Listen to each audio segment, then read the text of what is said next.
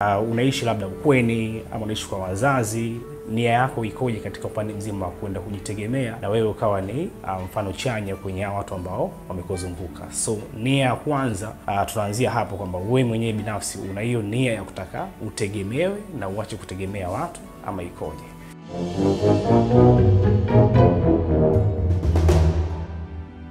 Karibu sana katika Fakti za SPN. Leo Jumatatu ya tarehe 15 mwezi wa 4 mwaka 2025. Mimi Tobias Mkasi, na leo katika Fakti za SPN TV bwana, nimekuletea topic nzima ya issue nzima ya mabadiliko ambayo yanaanza na wewe. So in general, mabadiliko kuanza na wewe kwanza naanzia kwenye nia.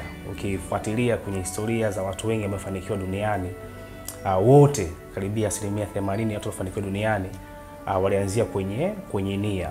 Nia yako ikoje? Inahitaji kubadilika ama haihitaji kubadilika? Sasa kwenye nia hapo ndipo ambapo leo kwenye Fakti za SPN TV tunazungumzia hasa katika upande mzima wa mabadiliko. Nia yako ikoje? Unahitaji kubadilika kuanzia leo hii, sababu huwezi kuleta mabadiliko binafsi ama ya mtu mwingine kama binafsi una hiyo nia ya kuweza kufanya kitu. Nitakuletea njia 3 ambazo zinaendana kabisa na nia ya wewe mwenyewe kuweza kubadilika kwenye kile ambacho unataka kukifanya. Kwanza, nia yako ikoje kwenye kukubali mabadiliko ambayo yako mbele yako. Mfano, unaishi labda ukweni ama unaishi kwa wazazi, nia yako ikoje katika upande mzima wa kwenda kujitegemea na wewe ukawa ni mfano chanya kwenye watu ambao wamekuzunguka. So nia ya kwanza tunaanzia hapo kwamba wewe mwenyewe binafsi una hiyo nia ya kutaka utegemewe na uache kutegemea watu ama ikoje.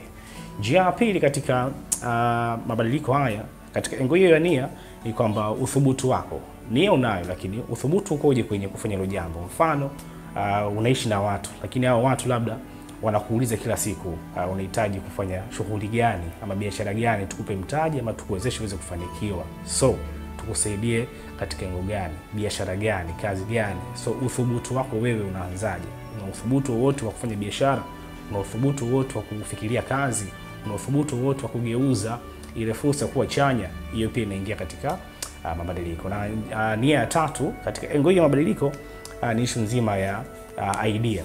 Unaishi ndio, inawezekana uko block, huna mafanikio, una changamoto za maisha na pale, lakini kichwani kuna idea yote ambayo inazunguka. Ikitokea hata leo hii papo umetupiwa fuko la pesa hapa, magunia la pesa, unaweza ukaiconvert kuwa mabadiliko. So binafsi wewe una idea yoyote hata kama uko block. Ndio maana tunashangaa kuna namba kubwa za watu wengi ambao wanalia chini, lakini kichwani wanakuambia mimi na idea fulani, ila nimekosa elimu, nimekosa kipato ama nimekosa watu wa kuweza kunizunguka. So leo siku ya kwanza, lakini usisahau pia kutufuatia katika peji zetu za mitandao ya kijamii kama SPN TV pale Instagram, Facebook pamoja na Twitter. Zamani ilikuwa ni Twitter, sasa hivi ni X, lakini pia pale YouTube pale.